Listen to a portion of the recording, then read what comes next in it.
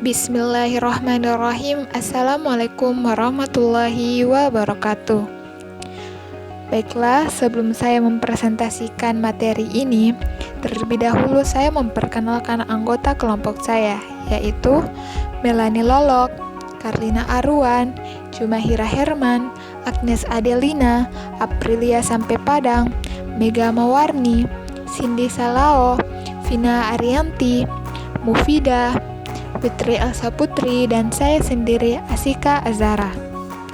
Baiklah, untuk mengefisiensikan waktu, saya akan mempresentasikan materi metabolisme lipid, yaitu sebagai berikut.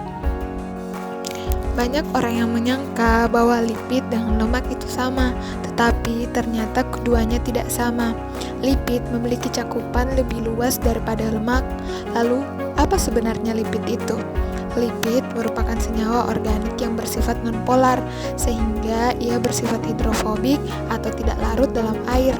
Ia juga tersusun dari rangkaian hidrokarbon. Ada banyak senyawa yang digolongkan di dalam lipid, namun kami hanya membahas 3 kelompok utama, yaitu lemak, fosfolipid, dan steroid. Kelompok pertama yaitu lemak. Lemak dikenal sebagai zat yang terbentuk akibat kelebihan kalori dalam tubuh. Semua lemak di dalam tubuh terdiri dari sel-sel lemak atau adiposit. Sel ini berisi molekul lemak yang disebut trigliserida. Trigliserida ini sendiri masih dapat dipecah menjadi molekul-molekul yang lebih kecil, yaitu gliserol dan 3 buah asam lemak. Baiklah, kita akan membahas tentang asam lemak. Asam lemak merupakan komponen lipid yang paling sederhana. Ia hanya berupa rantai hidrokarbon yang memiliki gugus karboksil pada salah satu ujungnya. Ada berbagai variasi bentuk asam lemak. Ada asam lemak yang seluruh ikatan antar atomnya berupa ikatan rantai tunggal, dan ada asam lemak yang seluruh ikatan atomnya memiliki rantai ganda. Jika dilihat lebih teliti, asam lemak yang seluruh ikatannya berupa rantai tunggal memiliki 2 atom hidrogen yang memenuhi setiap atom karbonnya, sehingga kelompok ini disebut asam lemak jenuh. Sebaliknya, pada atom hidrogen ikatan ganda, ada atom hidrogen yang hilang pada beberapa atom karbon, sehingga terbentuklah rantai ikatan ganda. Kelompok ini pun disebut asam lemak tak jenuh yang memiliki 2 variasi bentuk, yakni bentuk trans dan bentuk cis. Berdasarkan ilmu nutrisi, ketiga jenis asam lemak ini memiliki pengaruh yang berbeda di dalam tubuh. Pada asam lemak jenuh, ia termasuk lemak jahat. Pada asam lemak tak jenuh trans, ia termasuk lemak yang sangat jahat. Pada asam lemak tak jenuh cis, ia termasuk lemak baik. Asam lemak tak jenuh trans, atom hidrogen pada rantai gandanya berada pada sisi berlawanan, sehingga bentuk asam lemak ini tetap lurus. Begitupun dengan bentuk asam lemak jenuh. Sedangkan pada asam lemak tak jenuh cis, atom hidrogen pada ikatan rantai gandanya berada pada sisi yang sama, sehingga bentuknya akan membengkok. Kelompok lipid yang kedua yaitu fosfolipid. Fosfolipid ia memiliki bentuk yang sangat mirip dengan trigliserida. Jika trigliserida terdiri dari gliserol dan 3 buah asam lemak, maka fosfolipid terdiri dari gliserol, 2 buah asam lemak ditambah dengan gugus fosfat. Molekul fosfolipid ini terbagi menjadi 2 bagian, yaitu bagian kepala dan bagian ekor, di mana keduanya memiliki sifat berlawanan. Bagian kepalanya bersifat hidrofilik, sehingga ia suka mendekati molekul air, sedangkan bagian ekornya bersifat hidrofibik, sehingga ia akan menjauhi molekul air. Karena sifatnya yang unik ini, fosfolipid akan membentuk pola tertentu bila dimasukkan ke dalam air. Di dalam air, sekelompok fosfolipid akan berkumpul membentuk bulatan, di mana bagian kepalanya akan melakukan kontak langsung dengan air, sementara bagian ekornya bersembunyi di dalam menghindari kontak atau menjauhi air.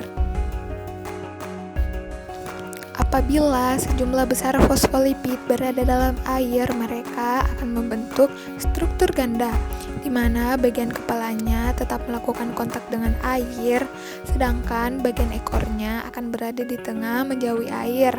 Bentuk molekul lapisan fosfolipid ini dikenal dengan istilah lipid bilayer, yang berperan sebagai tembok yang memisahkan 2 ruangan yang masing-masing diisi oleh air. Contohnya, pada membran sel yang memisahkan antara cairan ekstrasel dengan cairan intrasel. Baiklah, selanjutnya jenis lipid terakhir yaitu steroid. Steroid memiliki bentuk berbeda dibandingkan dua kelompok sebelumnya. Apabila lemak dan fosfolipid memiliki bentuk molekul yang memanjang, maka steroid bentuk molekulnya cenderung membulat. Steroid merupakan molekul nonpolar yang memiliki 4 buah cincin ditambah dengan rantai samping yang bervariasi. Contoh steroid yang paling banyak ditemukan di dalam tubuh adalah kolesterol. Kolesterol merupakan jenis steroid yang paling dasar. Ia dapat diubah menjadi steroid lainnya dalam tubuh, seperti berbagai hormon kelamin dan garam empedu. Baiklah, pada slide terakhir merupakan metabolisme dari lipid. Lipid merupakan sumber energi kedua yang berada di dalam tubuh. Untuk dapat menghasilkan ATP, lipid akan melalui tripolisis dalam tubuh, yaitu proses pemecahan menjadi dua bentuk. Dalam proses pemecahan, terdapat enzim lipase yang berfungsi di dalam mulut dan lambung yang diaktifkan oleh hormon epinefrin. Pemecahan menjadi dua bentuk di sini, yaitu terbentuk menjadi gliserol dan lemak asam bebas. Pada gliserol, selanjutnya akan berubah menjadi gliserol fosfat dan akan menjadi dihidroksi aseton fosfat. Maka akan berubah menjadi glisaldehid 3 fosfat. Melalui proses glikolisis, lalu akan terbentuk pirofat. Lalu pirofat bisa berubah menjadi asetil-CoA dan masuk ke siklus Krebs. Sedangkan pada lemak asam bebas diperlukan suatu koenzim A yang berfungsi memutuskan atau memecahkan dua bagian atom karbonnya untuk membentuk asetil-CoA. Lalu asam lemak akan memasuki siklus Krebs setelah dirubah menjadi asetil-CoA melalui reaksi beta oksidasi. Demikian presentasi dari kelompok kami. Kurang dan lebihnya mohon dimaafkan. Wabillahi taufiq wal hidayah. Wassalamualaikum warahmatullahi wabarakatuh.